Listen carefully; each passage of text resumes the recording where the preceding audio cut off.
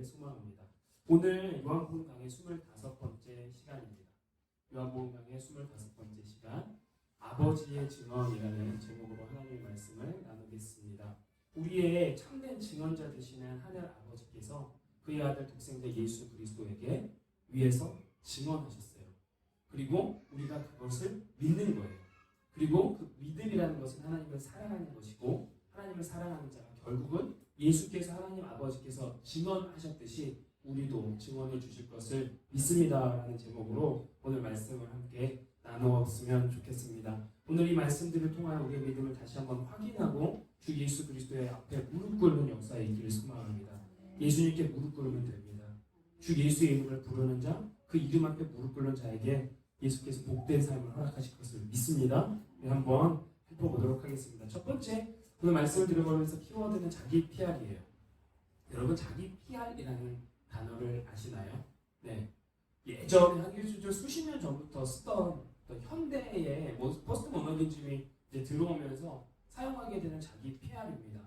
사실 예수님과 우리가 믿는 신앙과는 조금 상반된 내용이긴 하죠.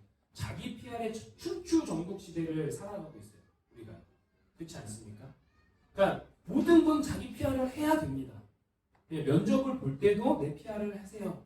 자기소개를 해보세요. 자기 PR을 해보세요. 나를 드러내보세요. 그래야 팔려요. 뭐 이런 얘기들을 하고 있죠. 그리고 이게 이제 자기 PR이라는 것의 PR은요, Public Relations라는 뜻이죠. Public Relations가 어떤 학문적인 용어냐라고 했더니 어떤 기업, 회사, 혹은 단체가 자기가 하는 것들에 대해서 누군가로 하여금 대중으로 하여금 흥미를 유발시키고 동참하게 하고 이해를 높이기 위한 행위라는 거예요. 근데 자기 PR 했으니까 원래 PR은 Public Relations라는 영어거든요. 근데 자기 PR 하면서 콩글리시가 되는 거예요. 영어에는 이게 없더라고요. 자기 PR, 셀프 PR 뭐 이런 게 없더라고요. 그러니까 이게 어떻게 보냐 좀 찾아보니까 일본에서 온 영어예요. 일본에서 온 콩글리시죠. 그러니까 자기라는 게 한문이에요. 스스로 자자에 그 자기 기자를 쓰는 자기를 알리는 거. 그리고 이제 그냥 한국으로 넘어가면서 예전에 30년 전 정도 된 것 같아요. 제가 초등학교 때부터 이런 용어를 듣게 됐는데 자기 PR 한번 해보세요. 뭐 자기 PR 시대입니다. 뭐 이런 얘기들을 했단 말이죠. 그런데 예전에는 연예인이나 뭐 정치인이나 뭐 이 정도 되는 사람들이 자기 PR에 관심이 있었단 말이에요. 근데 요즘 시대는 어떻게 됩니까? 너나 할 거 없이 이제 자기 PR에 아주 극치를 달리고 있죠. 그래서 제가 아까도 자기 PR의 춘추 전국 시대다 말씀드렸는데 이게 요즘 이제 단어 그 옆에 있는 단어 관종 그걸 들어보신 어르신들이 있으신지 없으신지 모르겠어요.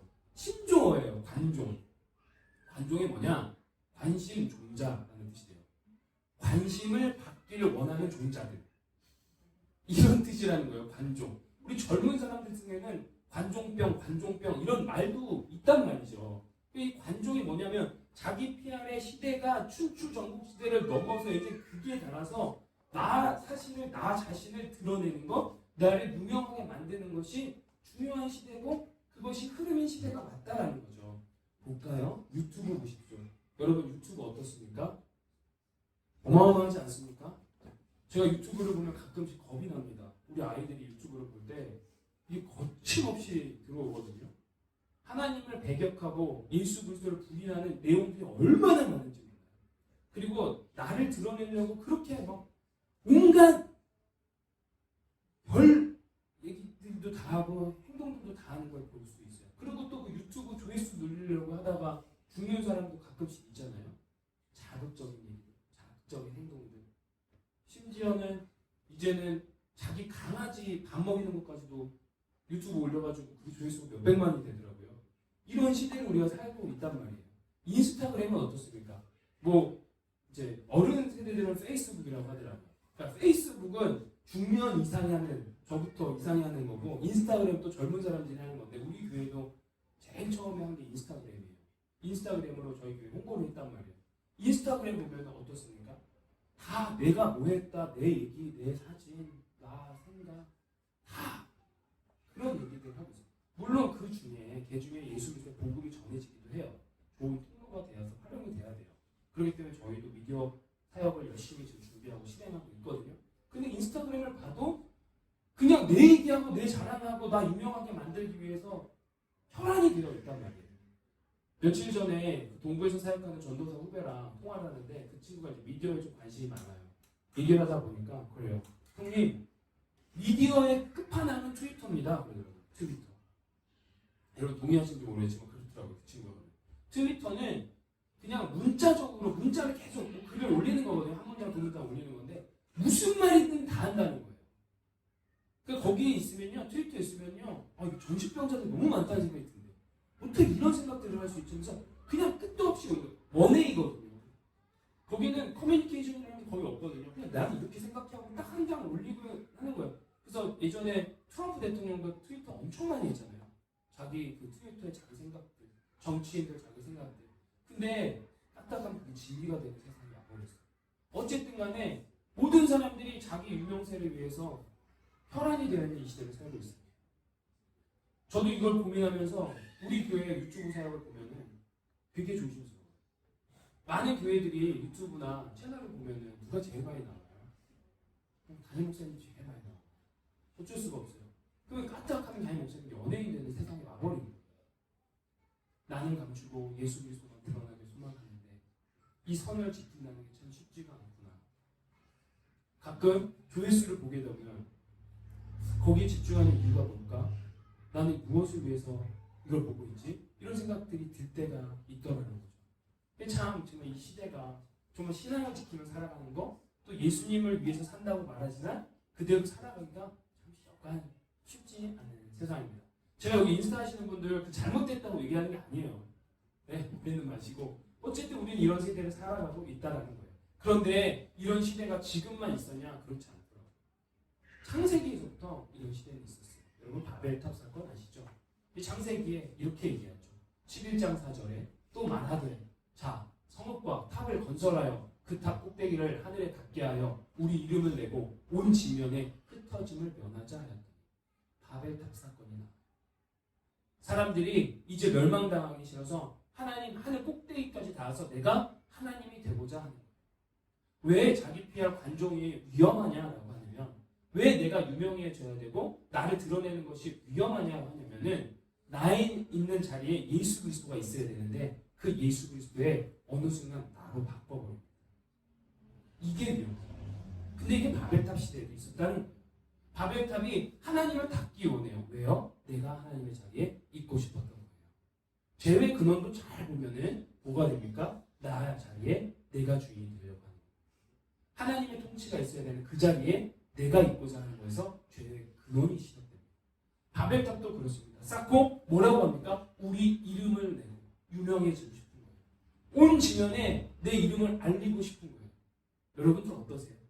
여러분들은 어떤 사람이십니까? 유명해지는 거 싫어하는 사람 과연 있을까요? 내성적, 외향적, 나는 내성적이니까 그런 거 중요하지 않다? 아니요. 우리의 근원은 죄성이 있어요. 그렇기 때문에 우리의 근원을 따지고 보면은 자꾸 내가 주인 되고 싶어하는 그 근원이 있다. 우리가 우리 스스로가 유명해지고 싶고 인정받고 싶은 그 욕구는 어쩔 수가 없는 거예요. 근데 그 욕구와 우리의 본성 가운데 해결책이 말씀 가운데 있거든요. 오늘 이 자기 피할 시대, 관종의 시대를 살아가는데 우리 예수님께서는 도대체 어떻게 사셨나요? 우리 예수님이 요한복음 5장 19절에 이렇게 얘기하십니다. 여러분 한번 읽어주시겠습니까? 시작. 그러므로 그들에게 이르시되 내가 진실로 진실로 너희에게 이르노니 아들이 아버지께서 하시는 일을 보지 않고는 아무것도 스스로 할 수 없나니 아버지께서 하시는 것을 아들도 그와 같이 해야 합니다. 아멘. 예수님 어떻게 사셨습니까? 예수님 어떻게 자기 증언을 하고 자기 PR을 하셨습니까? 자기 PR을 해도 모자랄 판인데 내가 유명해져야 내 말을 들을 텐데 그렇지 않습니까? 이 시대의 원리가 그렇지 않습니까? 내가 유명세가 있어야 내 말에 능력이 있는 것 아닙니까? 얼마나 많은 유혹에 저도 살아가고 있는지 모릅니다. 가끔은 이런 생각을 해요. 진짜 우리 교회가 커가지고 외형적으로 커진다고 칩시다. 그렇게 됐을 때 그때 제가 하는 얘기랑 지금 제가 하는 얘기가 어떻게 달라질까? 참 슬프죠. 진리는 진리대로 그냥 선포가 되어야 하는. 근데 예수님께서는 절대로 자기 폐하를 하지 않으셨어요. 자기를 드러내지 않으셨어요. 뭐라고 얘기했어요? 아들 예수께서 아버지 하나님께서 하시는 일을 보지 않고는 아무것도 스스로 할 수 없다. 아버지께서 행하시는 그것만 난 한다. 제가 오늘 여기 뛰어들지 않죠. 여러분 오늘 본문에 30절 한번 보세요. 30절 보면은 뭐라고 하냐면 내가 아무것도 스스로 할 수 없노라. 나는 아무것도 스스로 할 수 없어요. 듣는 대로 심판하노니 나는 나의 뜻대로 하지 않고 나를 보내신 이의 뜻대로 산다고 예수님은 얘기하고 계십니다. 나를 피하지 않아요. 온전히 아버지 하나님의 뜻이 아니라면 나는 아무것도 하지 않습니다. 이 얘기를 하고 계십니다. 나는 언제든지 아무것도 내 생각대로 혹 내 마음대로 행하는 것이 아니라 오직 하늘에 계신 아버지의 뜻대로 행한다. 예수님은 얘기하고 계세요. 여러분 오해하지 맙시다. 성삼위 하나님이 어떠한 수직적 관계로 있어서 종속 관계에 있는 건 아니에요. 성부 하나님, 성자 하나님, 성령 하나님은 동일의 하나님이시고 합력하는 완전하고 퍼펙트한 밸런스를 갖고 계신 구조입니다. 이게 삼위일체예요. 그런데 우리가 이걸 볼 때 그러면 아버지가 아들이 아버지께 종속되는 거야? 그게 아니라는 거예요. 인간이 되셔서 이 땅 가운데 내려오신 예수님께서 이렇게 아버지 하나님의 뜻대로 행한다고 얘기하시는 이유, 마치 자기는 아무 힘도 없고 아무 의지도 없는 것처럼 그렇게 하나님 아버지의 온전한 뜻만 찾아가고자 하였던 이유는 우리를 위함이었어요. 인간이 되신 예수님께서 우리로 하여금 그렇게 하나님 아버지를 쫓아가는 게 이런 거야. 하나님 아버지의 뜻대로 사는 것이 이런 거야를 보여주기 위함이었다는 거죠. 예수님의 우리를 향한 완전하신 배려였고 사랑이고 우리가 기억해야 될 점이 있어요. 우리 보고 이렇게 살라 하시는 거예요. 내 피할 시대, 나 드러내지 않으면 안 되는 이 시대에 이 세상의 흐름을 거슬러서 거꾸로 올라가는 마치 연어처럼 노래 가사처럼 우리가 이 세상의 기죽을 따라가는 것이 아니라 예수 그리스도의 뒤를 따라가며 아버지 하나님의 뜻을 쫓아가는 거예요. 그것을 예수께서 보여주시고 있다라는 거예요. 하나님 앞에서 합당한 삶이 무엇인가? 우리가 진짜 예수를 믿는 자의 삶이 무엇인가를 친히 보여주시는 모습입니다. 자, 그렇다면 사람들의 입장에서 어떻게 또 예수님은 자기 스스로를 증언하고 계시는지 조금 더 본문을 통해서 살펴보겠습니다. 31절과 32절입니다. 내가 만일 나를 위하여 증언하면 내 증언은 참되지 아니하되 나를 위하여 증언하시는 이가 따로 있으니 나를 위하여 증언하시는 그 증언이 참인 줄 아노라. 아멘. 이 얘기는요. 보세요. 내가 만일 나를 위하여 증언하면 내 증언은 참되지 아니하되. 참 놀라운 고백이에요. 왠지 아세요? 예수님께서요. 이거 얘기하는 거는 내가 나를 위해 증언하는 건 참되지 않아. 넌센스 하지 않아요? 어떻게 예수님이 자기 스스로를 증언하는 걸 참되지 않다고 얘기하지? 근데 이걸 어떤 관점으로 바라봐야 되냐면 예수님은 철저히 인간이 되어서 사람의 입장에서 얘기하시는 거예요. 사람이 자기 스스로를 입증하면 그건 믿을 가치가 없다라는 거죠. 당시 유대사회 헬라사회는요. 어떤 게 있냐면은 나를 입증하기 위해서 내가 얘기하면 안 되는 거예요. 그 사회에서 내가 나를 입증하려고 내가 나의 뭔가를 얘기하면은 그거는 가장 어리석은 사람인 거예요. 네. 그리고 유대인이 지키고 있는 율법의 모음집이 미시나라는 게 있거든요. 그 미시나에서 보면 어떻게 얘기를 하고 있냐면은 사람이 자신에 대해서 말한다 해도 믿을 가치가 없다. 자기 스스로 알아. 예수님이 이걸 아시는 거예요. 그래, 나 알아. 너희들의 풍속을 안다. 너희들의 상식을 안다. 내 스스로 나를 증명하면 니들이 나 안 믿을 거 알아. 얘기하시는 거예요. 근데 가만히 생각을 해보잖아요. 참 그래요. 예수님 하나님이신데 예수님은 뭐 자기 자신을 증언할 필요조차도 없으신데 하나님이 하나님 스스로를 증거하거나 증언하거나 증명할 필요가 없는 절대자인 존재인데 예수님이 친히 진짜 여기까지 내려오셔서 이 얘기를 하시는 거예요. 하나님 아버지가 자기 스스로를 증명할 필요가 없잖아요. 우리가 믿는 하나님이. 근데 이것은 우리가 구원의 은혜를 믿으니까 알게 됩니다. 구원의 이름을 믿지 않았다? 혹은 이 자리에 아직 예수 그리스도가 영접되지 않았다? 하는 입장에서 보면은 이해 가능한 얘기 아니겠습니까? 예수님이 사람을 위하여 한 명 구원하기 위해서 이 얘기까지 내려가시는 거예요. 그러면서 예수님이 하시는 얘기 뭐래요? 나를 위하여 증언하시는 이가 있는 참인데 예수님은 자기를 위해서 증언하신 이가 누구다? 하나님 아버지다 말씀하시고 있습니다. 나를 위하여 증언하시는 이는 따로 있는데 그가 하나님 아버지, 하늘에 계신 나의 아버지이다라는 얘기를 시작하고 계십니다. 그리고 이어지는 33절부터 후반부의 내용은 하나님 아버지께서 어떻게 증언을 하셨는지 얘기하고 계시는 거예요. 36절 특히 아버지가 나를 증언하신다는 얘기를 하고 계시죠. 내게는 요한의 증거보다 더 큰 증거가 있으니 아버지께서 내게 이루사 하시는 그 역사, 그 내가 하는 그 역사가 아버지께서 나를 보내신 것을 나를 위하여 증언하는 것이요. 아버지께서 나를 보내신 것을 나를 위하여 증언하고 계시다고 예수님이 말씀하고 계세요. 하나님의 말씀을 믿습니다. 37절에도 똑같이 얘기하십니다. 또한 나를 보내신 아버지께서 친히 나를 위하여 증언하셨느니라. 예수님께서 말씀하고 계십니다. 여러분 믿음으로 받으시길 소망합니다. 하늘의 아버지께서 예수 그리스도를 친히 증언하신다 하십니다. 아버지의 증언을 받으셨다. 예수님께서 아까 서두에 말씀드렸대요. 자기 PR하지 않고 유튜브 올려가가지고 기가 막힌 얘기하면서 기가 막힌 표적과 기사를 올리면서 사람들 팔로워 수를 막 몇백만, 몇천만 올리고 뷰수를 막 몇억 뷰 만들고 이렇게 인스타그램에서 막 팔로워 수가 막 어마어마하게 많고 이런 걸 하신 게 아니라 예수님이 자기 증언을 하신 게 아니라 친히 아버지 하나님께 자기의 증언을 맡기시는 거예요. 하나님 아버지께서 나를 증언하신다. 여러분 이것이 그리스도인이 살아가는 방식이 되어야 될 줄 믿습니다. 내가 자꾸 나를 증언하려고 하고 내 생각이 뭐 어쩌고 저쩌고 이 얘기 안 하는 거예요. 유기성 목사님 잘 아시죠? 제가 기억에 남는 일화 중에 몇 개가 있는데 유기성 목사님이 처음에 부임을 하셔서 담회를 하시는데 장로님들이랑 얘기를 하시는데 이렇게 얘기를 하셨대요. 장로님 우리 다음 주부터 회의를 할 건데 다음 주까지 기도하고 오셔서 주님께서 주시는 마음이 무엇인지 나눠주세요 라는 얘기를 했다는 거예요. 그래서 우리는 우리 담회한 회의에서는 내 생각에는 이라는 말을 뺍시다 라고 했다는 거죠.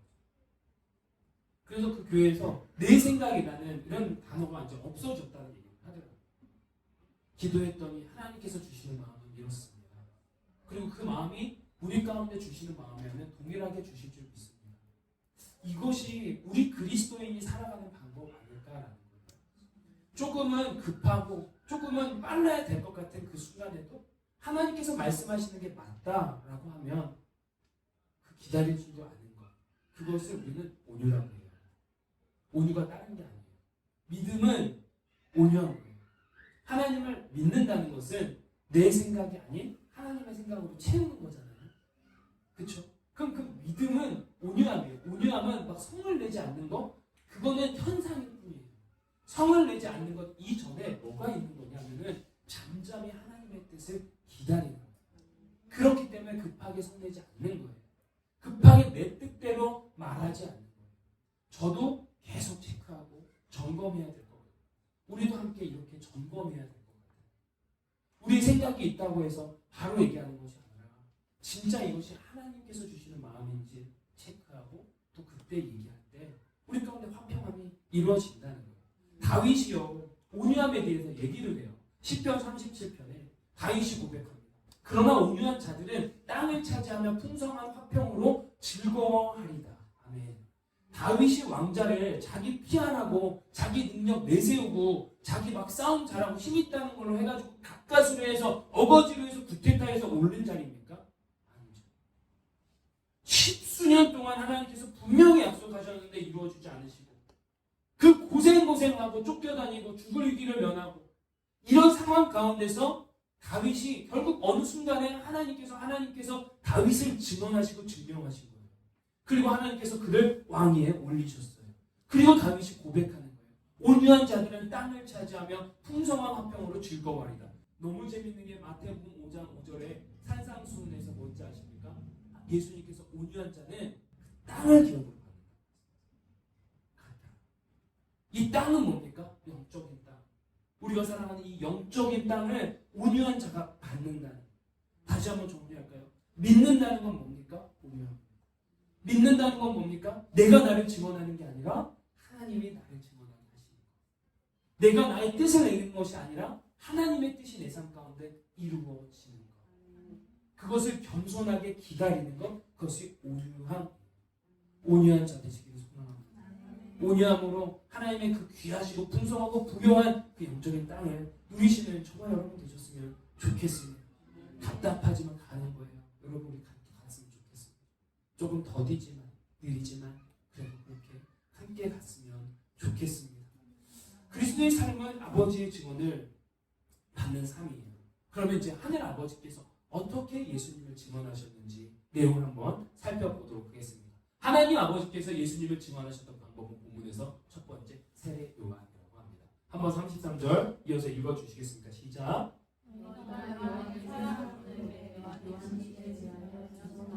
네, 이어서요. 너는 많은 사람에게서 증언을 취하지 아니하노라. 다만 이 말을 하는 것은 너희로 구원을 받게 하려 함이니라. 아멘. 세례 요한은요 당시에 상당한 권위가 있다고 말씀을 드렸죠. 지금으로 치면은 뭐 누가 정도 될까요? 굉장히 영향력 있는 스피커입니다. 세례 요한. 네. 당시에 세례 요한이 얘기하면 되는 세대예요. 그러니까 세례 요한이 예수님을 증언했어요. 그렇다면 어마어마한 거예요. 하나님께서 사람을 통하여서 증언을 하게 하신 거거든요. 예수님을. 세례 요한을. 근데 예수님은 세례 요한의 증언이 필요 없다 말씀하세요. 근데 그것은 왜 그러면 그걸 취했냐? 너희가 요한에게 사람을 보내 요한이 진리에 대해 증언하였는데 나는 사람에게서 증언을 취하지 않는다. 근간은 하나님 아버지가 나를 증언하시기 때문에. 그런데 세례 요한이 이 말을 하는 것은 철저히 누구를 위한? 너희들을 위한. 너희가 구원을 받을 수 있다면 이 방법도 쓰겠다라는. 레퍼런스가 엄청 중요한 시대 아닙니까? 이 당시도 마찬 아니겠습니까? 면접 보시는 분들 레퍼런스 안 중요합니까? 레퍼런스 잘못하면 안 됩니다. 네, 가끔 저도 이렇게 부목사님들, 전도사님들 레퍼런스 책이 저한테 와요. 그러면 되게 두려워요. 말 한마디 잘못하면 그분의 취업이 결정이 안 되거든요. 직장 생활을 했을 때 말씀 나눴죠. 한국에서 직장 생활을 할 때 직위가 높아가면 높아갈수록 레퍼런스의 무게감이 굉장히 커요. 그러니까 예전에 그냥 뭐 대리, 과장 이 정도일 때 레퍼런스는요 연봉은 뭐 한 6만 불, 7만 불 정도 되는 분들이에요. 근데 이제 올라갔더니 저한테 오는 레퍼런스가 부사장, 사장 레퍼런스가 와요. 그럼 그분은 어떤 무게감이에요? 연봉으로만 쳐도 수십만 불짜리예요. 근데 그 레퍼런스 잘못하면은 못 가요. 레퍼런스 이게 중요한 거예요. 근데 세례요한, 당대 최고의 세례요한을 통하여서 하나님께서는 예수 그리스도를 증언하셨는데 우리 예수님 너무 멋있는 거예요. 난 사람에게서 증언을 취하지 않는다. 이 말씀 묵상하는데 여러분 저 이거 거예요. 예수님은 하나님이십니다. 믿으십니까? 예수님은 창조주이십니다. 예수님은 진리 그 자체이십니다. 예수님이 난 사람에게서 증언을 취하지 않아 오직 너희를 위한 것뿐이야 라는 이 말씀 가운데 증언은 증명이 아니라 선포라는 것이죠. 믿으시길 소망합니다. 증언은 증명이 아니라 선포가. 예수님이 말씀하시는 것은 나를 위해서 뭔가 증명해내거나 증거할 필요 없어. 나는 나야. 나는 빛이야. 나는 진리야. 나는 오직 한 길이야. 나를 통하지 않고는 영생을 얻을 길이 없어라는 진리를 선포하시려고 하는 거예요. 여러분, 하나님이 태초에 하나님이 천지를 창조하셨느니라 진리입니까? 아닙니까? 진리입니다. 이거 뭐 증거를 찾으려고 그래요? 증명하려고 해요? 저는 그렇게 생각하지 않아요. 진리는 진리대로 선포되면 되는 거예요. 증언은 증명이 아니라 선포입니다. 예수 그리스도는 나의 구원주이십니다. 증거, 증명 아니요. 그 진리로 선포하는 거예요. 하나님의 증언을 받는 자다? 여러분들 우리가 크리스찬이다? 그러면 우리는 예수를 어떻게 증언하는 거냐? 선포하는 거예요.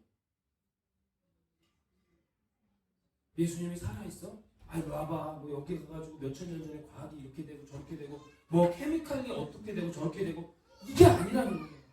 증언은 증명이 아니라 선포입니다. 하나님께서 사람을 통해 예수 그리스도를 증거하시니까 증언하신 이상 더 이상 우리가 뭔가 증명하거나 증거를 댈 필요가 없이 우리는 그저 선포하는 거예요. 예수님 따라가며 선포하는 거예요. 예수님이 나의 구원자 되세요. 예수님이 당신의 소망이 되세요. 교회가 이 땅에 오직 소망입니다. 담대하게 확신 가지고 선포하는 저와 여러분 되시기를 소망합니다. 예수 그리스도를 증언하는 자는 선포하는 자임을 믿습니다. 그것이 전도입니다. 그것이 신앙의 모습입니다. 담대한 증언자가 되십시오. 무엇을요? 예수님이 누구고, 예수님이 무엇을 하셨고, 예수님이 우리의 삶 가운데 무엇을 하실 것인지 선포하는 저와 여러분 되시기 소망합니다. 이어서 하나님이 사용하신 게 뭐예요? 표적과 기사들을 통하여 예수님이 증언하셨다. 36절 이어서 이어가보겠습니다. 읽어주십시오. 시작. 요한의 증거보다 더 큰 증거가 있으니 아버지께서 내게 주사 이루게 하실 역사 곧 내가 아는 그 역사가 아버지께서 나를 보내신 것을 나를 위하여 증언하는 것이요. 아멘. 표적과 기사. 아버지께서 내게 주사 이루게 하신 그 역사, 표적과 기사. 여러분 5장까지 왔는데도 우리 기사 보지 않았나요? 표적들 많이 있지 않았나요? 2장의 가나의 혼인잔치에서 물을 포도주로 바꾸는 표적. 놀라운 일들이 있었습니다. 이어지는 왕의 신하의 아들을 고치시는 표적. 베데스다 연못가에 38년 된 병자를 말씀 한마디로 고치신 기적. 맞죠? 그리고 우리가 5장 이후에 6장부터 살펴보게 되는 오병이어의 5,000명을 먹이시는 기적. 나사로를 살리신 기적. 혈류병 걸린 여자를 고치신 기적. 얼마나 많이 있습니다. 주님께서 우리에게 보여주신 표적과 기사를 통해 그러면 우리가 그 표적과 기사 보면 어떻게 해야 됩니까? 믿으면 돼요. 믿지 않아요. 보여줘도 믿지 않아요. 예수께서 분명히 하나님께서 예수 그리스도를 통하여서 이루게 하신 그 표적과 기사를 통하여 증언하셨다. 그 표적과 기사를 이루신 이유는 예수 그리스도의 주되심을 증언하기 위함이라는 거예요. 사도행전 2장 22절을 보면 이렇게 또 고백합니다. 이스라엘 사람들아 이 말을 들으라. 너희도 아는 바와 같이 하나님께서 나사렛 예수로 큰 권능과 기사와 표적을 너희 가운데 베푸사 너희 앞에서 그를 증언하셨느니라.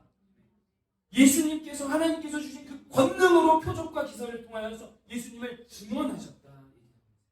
이 표적과 기사를 보여주신 이유는 뭐예요? 너희로 하여금 믿고 구원을 얻게 하기 위해서. 그래서 요한복음 기자는 표적을 뭐라고 합니까? 세메이온, 사인, 가르치고 있는 예수님. 그런데 너무 아픈 건 사람들이 믿지 않는다는 거예요. 믿길 소망합니다. 여러분, 저의 부족한 언어와 모습으로 주의 복음이 전해지지만 우리 하나님 광대하심을 저는 믿기에 매일 간단히 섭니다. 혹여나 믿음이 흔들리거나 구원의 확신이 연약한 분들이 있으면 오늘도 다시 한번 간절히 소망해요. 이 말씀을 통하여 믿으시는 역사가 일어나길 소망합니다. 예수님이 하셨어요. 그럼 다 쓸지. 그리고 예수님 하나님께서 멋있는 게 뭔지 아십니까? 이제 그 당신의 사람들을 통해서 여전히 표적과 기사를 보여주신다는 거예요. 증언하기 위해서.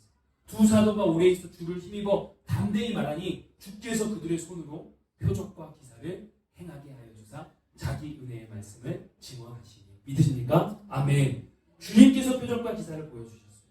저는 이 시대에도 표적과 기사가 일어나는 믿습니다. 우리를 통하여서 일어날 줄 믿습니다. 하나님의 성령의 붙들림만 되어서 여러분 부모님들 아이들 아플 때 손 얹고 기도해 보십시오. 하나님이 쓰시면 고치실 줄 믿습니다. 우리 권사님, 집사님들 여기 계신 어르신들이 그냥 어른분들이 아니에요. 기도에 힘이 있단 말이에요. 그럼 그 능력 힘입어서 우리 할 최선은 다하고 문제가 있을 때 가져와 보세요. 기도가 있을 때 기도하시고 쓰시는 건 하나님 마음이니까 하나님이 권능 주셔서 표적과 기사 일으키면 우리는 하나님 살아있다 경험하는 그 영광을 보는 거 아니겠습니까? 우리는 얕보지 말자고요. 나를 보지 마시고 하나님을 보십시오. 그러면 우리를 통하여 하나님께서 표적과 기사를 보여주실 거예요. 믿습니다. 저도 구해요. 하나님, 제가 진짜 아이들에게 손을 얹을 때 치유의 역사를 좀 해주세요. 제가 잘나고 제가 유명해지길 원한다면 하나님 주지 마세요. 그러나 이걸 통하여서 진짜 이 가정에 하나님 살아있구나 라고 경험할 수만 있다면 하나님 기꺼이 올려드립니다. 사용해주세요. 그런 여러분 되시기 소망. 서로를 위해서 기도하십시오. 믿음의 간구는 병든 자를 일으킵니다. 의인의 간구는 역사하는 힘이 큽니다.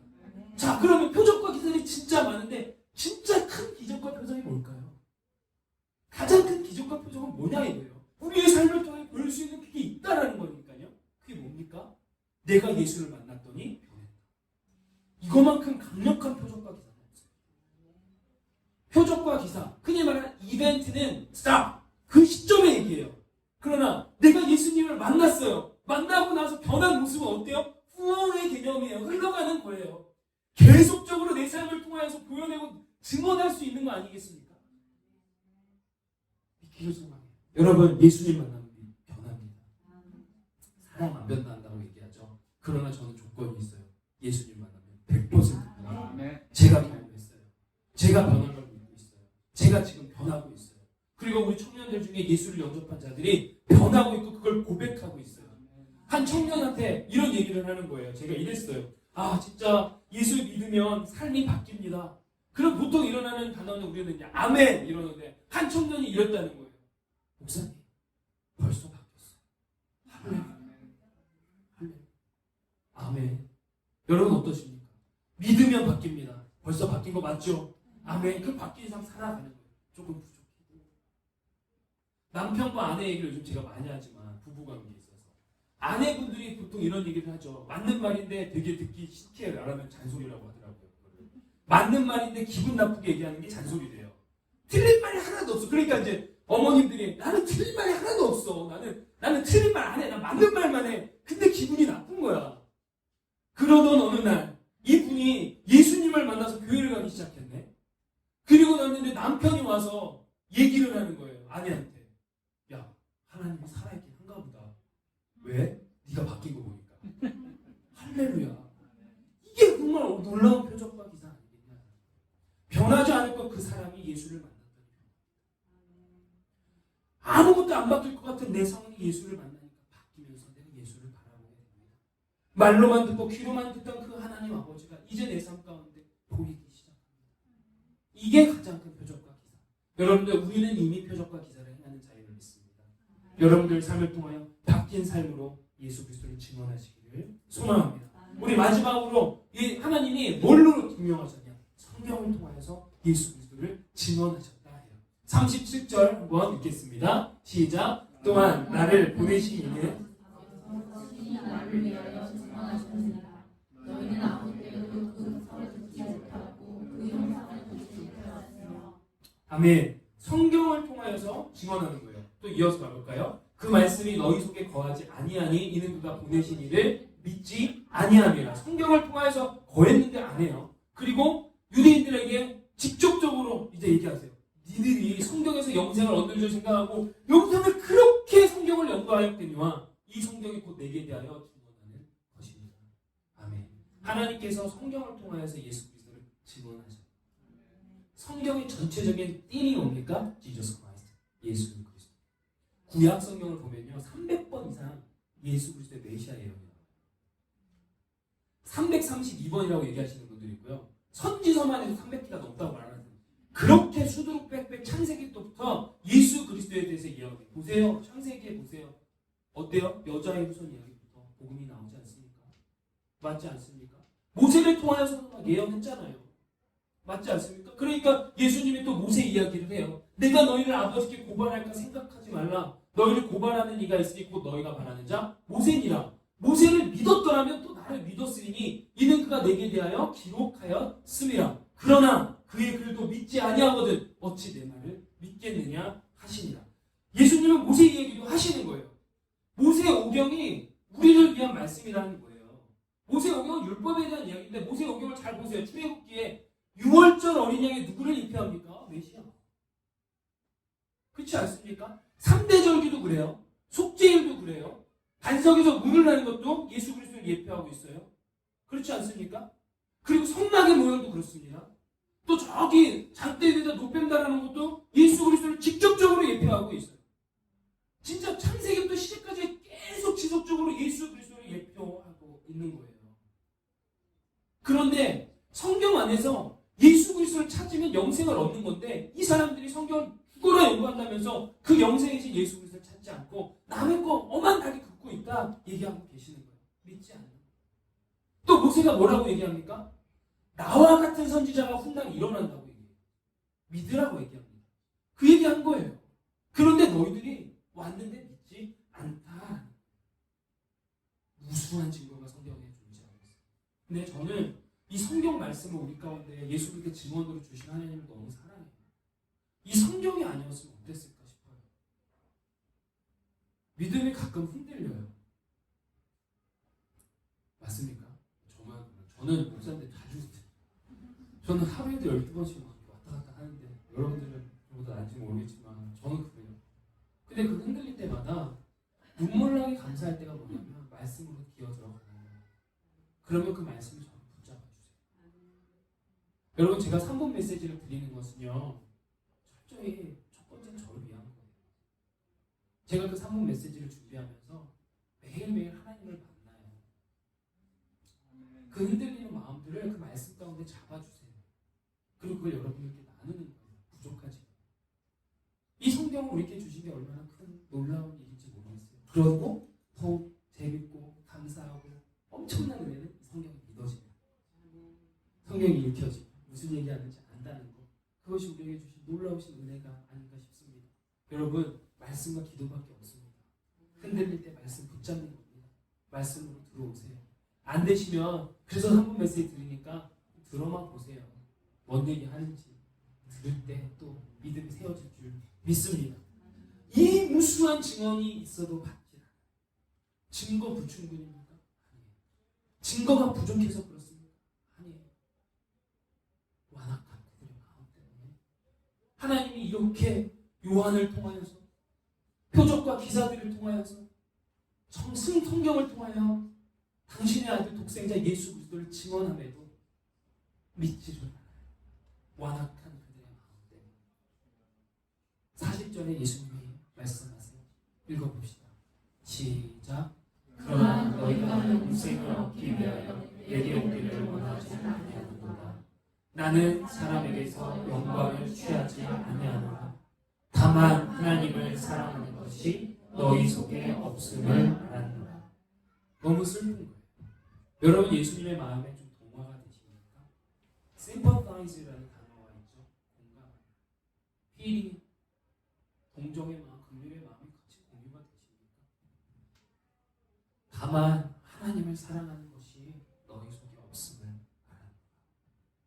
하나님을 사랑하는 것이 없다. 이게 문제였다. 증거가 부족해서, 논리가 딸려서, 그래서 그게 아니다.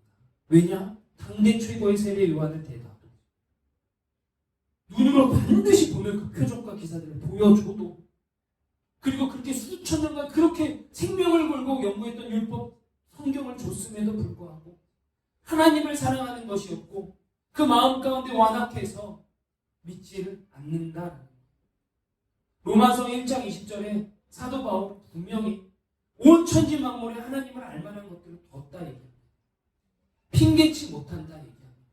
그런데 28절에 그들이 마음에 하나님 두기를 싫어하며 하나님께서 그들을 그 상실한 마음대로 내버려 두사 합당하지 못한 일을 하게 하셨다 말씀하십니다. 하나님 마음에 두기 싫어하는 것 때문에 예수 그리스도를 못 믿는 거예요. 하나님 마음에 두기 시작하면 내 삶에 불편한 것이 너무나 많은데 그것이 타협할 수가 없기 때문에 예수님 두기가 싫은 거예요.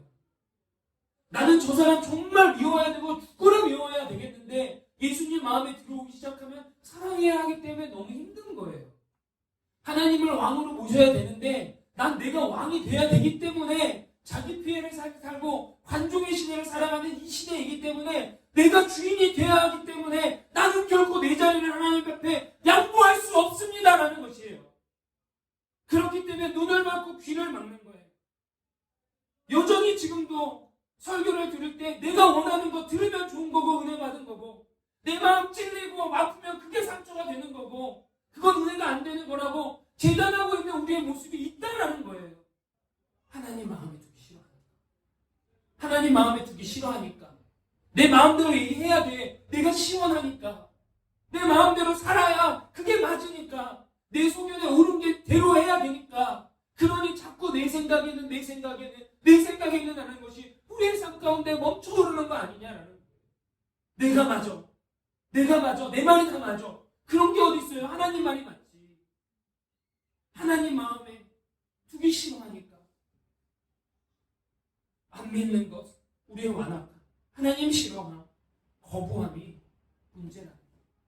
구약 성경에서 신명기 6장 5절에 이렇게 얘기해요. 너는 마음을 다하고 뜻을 다하고 힘을 다하여 내 하나님 여호와를 사랑하라. 이게 구약 성경의 메인 센턴스예요. 한마디로 하면 여호와 하나님을 사랑하라예요. 그리고 그 구약성경 깔때기처럼 예수 그리스도를 딱 지명하고 있어요.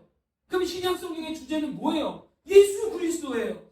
그럼 구약성경과 신약성경이 같은 성경이라고 한다면 뭡니까? 하나님을 사랑하는 것은 뭡니까? 예수님을 믿는 겁니다.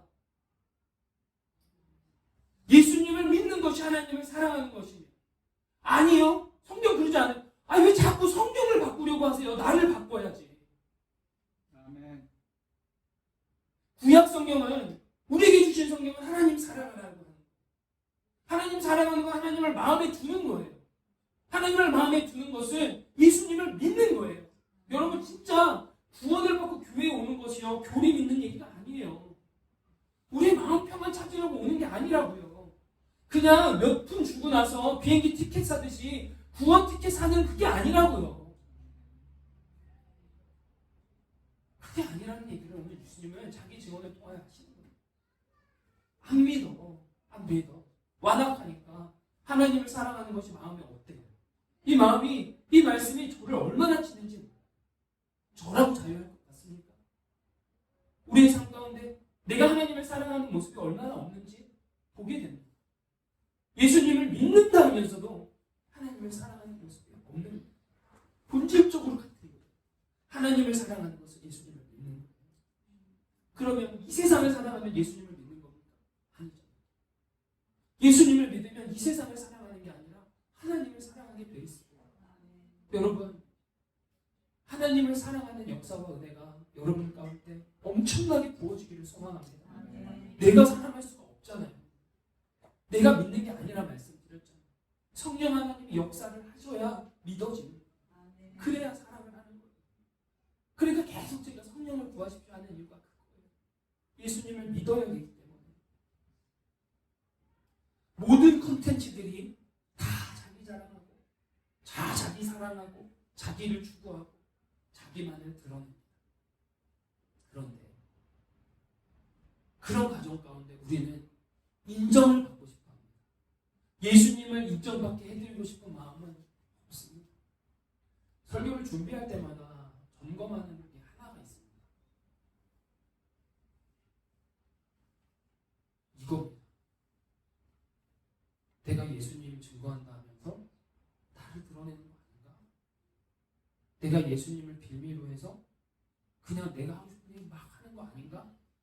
이러한 두려움 가운데 매 설교 시간 앞에 서요. 두렵거든요. 정말 내가 나를 증거하지 않기를, 나를 증거하지 않기를, 나를 드러내지 않기를, 오직 살아계신 예수님만 말씀을 통하여 드러나기를 소망하는 마음이 있어요. 우리 같이 그렇게 살았으면 좋겠습니다.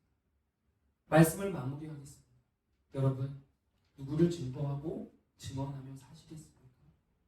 하나님을 믿는 것은, 예수님을 믿는 것은 하나님을 사랑하는 것입니다. 예수 이름 앞에 무릎 꿇으면 돼요.